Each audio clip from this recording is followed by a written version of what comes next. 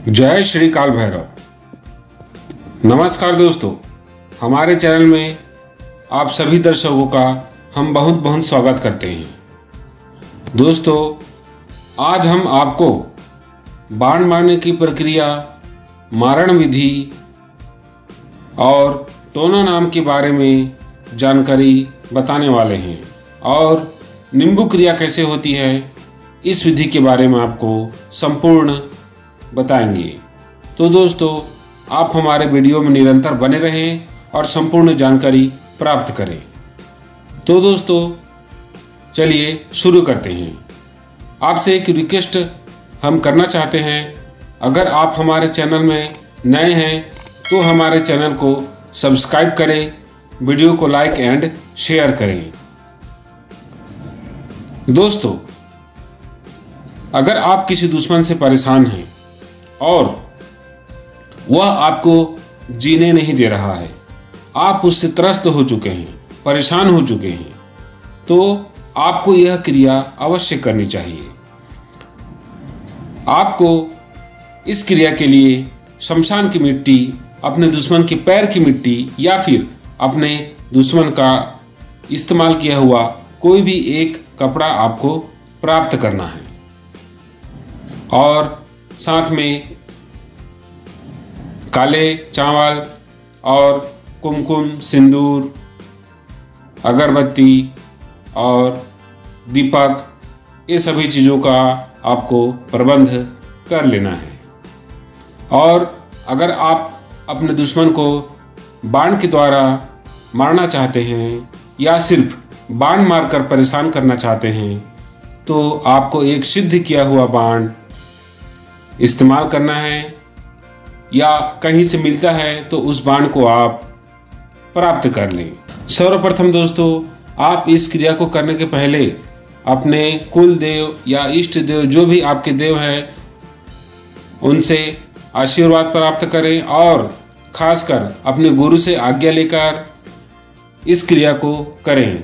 अगर आप इस क्रिया के जानकार हैं, आपको मैं फिर से एक बार बता दूं, अगर आप इस क्रिया के जानकार हैं तभी इस क्रिया को करें, क्योंकि अगर वह दुश्मन किसी तांत्रिक के पास चले गया कि किसने मुझे क्या किया है और वह तांत्रिक उस क्रिया को वापस कर दिया, तो उसकी जगह आपकी हानि हो सकती है, आपके प्राणों तक की हानि हो सकती है। इस बात का विशेष ध्यान रखें। अपने गुरु से पूरा संपूर्ण जानकारी लेकर ही आप इस क्रिया को करें। अगर आपको जानकारी नहीं है तो हम आपको बताना चाहते हैं, बारंबार कहते हैं, बिना जानकारी के यह प्रयोग, यह क्रिया आपको नहीं करनी चाहिए। हम यहाँ पे सिर्फ जानकारी के विषय में आपको बता रहे हैं। दोस्तों, आप सर्वप्रथम अपनी सुरक्षा घेरा चारों तरफ कर लें, चारों दिशाओं की सुरक्षा कर लें, अपने शरीर की सुरक्षा कर लें और अपने गुरु मंत्र, इष्ट देव का मंत्र, श्री गणेश भगवान का मंत्र, श्री सरस्वती माँ, श्री काली माता का मंत्र एक एक माला अवश्य करें। उसके पश्चात अपने इष्ट देव से प्रार्थना करें कि हे माँ, हे प्रभु, मैं अमुक नामक व्यक्ति से बहुत परेशान हो चुका हूँ, यह मेरे जीवन में पूरी तरह से बाधा बन गया है, इसलिए यह मजबूरन मुझे प्रयोग को करना पड़ रहा है। इस प्रकार अपने इष्ट देव से प्रार्थना करें। उसके बाद क्रिया आपको आरंभ करनी है। आप दीपक जलाएंगे, जैसे कि आप सर्वप्रथम जलाएंगे सुरक्षा के पहले। उसके पश्चात आपने जो शमशान की मिट्टी ली है, उस मिट्टी और अपने दुश्मन के पैर की मिट्टी से युक्त बना हुआ पुतला आपको एक कपड़ा बिछाकर इस प्रकार रखना है, जैसे कि हम वीडियो में दिखा रहे हैं। आपको पुतला इस प्रकार बनाना है कि जैसे एक इंसान, उसके आंख, हाथ, पैर, कान, जैसे किसी व्यक्ति का शरीर रहता है।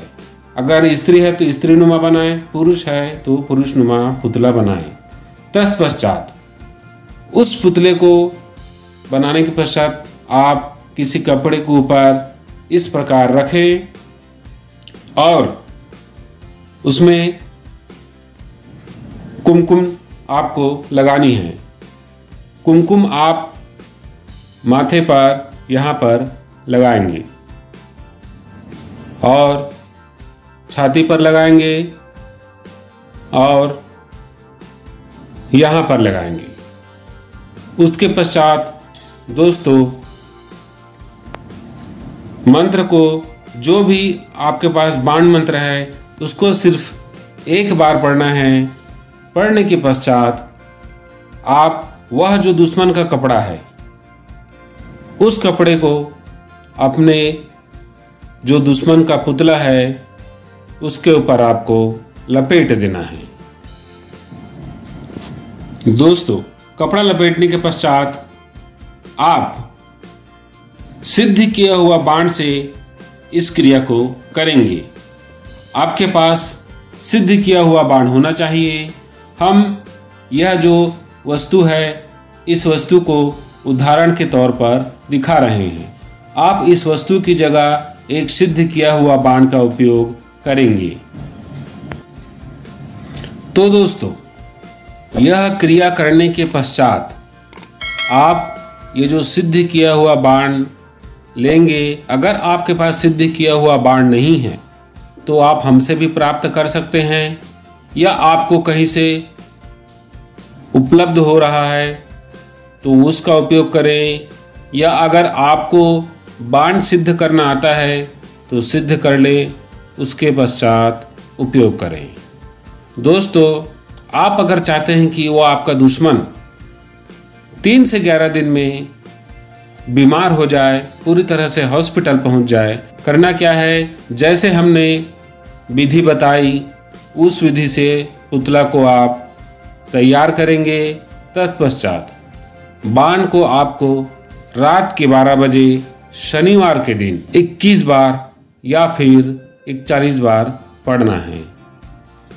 आपको करना क्या है दोस्तों, मंत्र को धारा प्रवाह 7 बार पढ़ेंगे, फिर तेजी से बाण को उसके सीने में यहाँ पर घोंप देना है, जिससे एक बार में आर पार हो जाए। फिर आपको दूसरे 7 बार मंत्र पढ़ेंगे, फिर दूसरा बाण उसके सीने में तेजी से घोंप देंगे। तीसरे बार 7 बार मंत्र पढ़ेंगे और तीसरा बाण उसके सीने में आपको घोंप देना है। याद रहे आपको सिद्ध बाण का प्रयोग करना है। आप नॉर्मल किसी चीज का यूज करेंगे तो यह कार्य नहीं करेगा। तो दोस्तों इस प्रकार अपने दुश्मन को बाण मारने की प्रक्रिया की जाती है। आप चाहते हैं कि अगर आपका दुश्मन पूरी तरह से खत्म हो जाए, मर जाए, तो उसके लिए इसका विधान